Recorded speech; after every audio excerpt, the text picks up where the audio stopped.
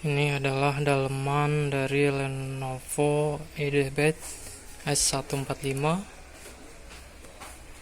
Ini untuk slot RAM-nya 4 GB itu onboard, masih ada satu slot lagi.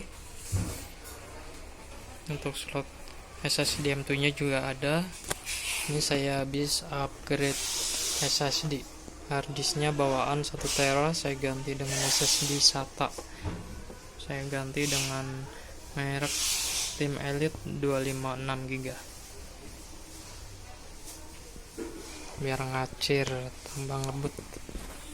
4 GB onboard, satu slot lagi.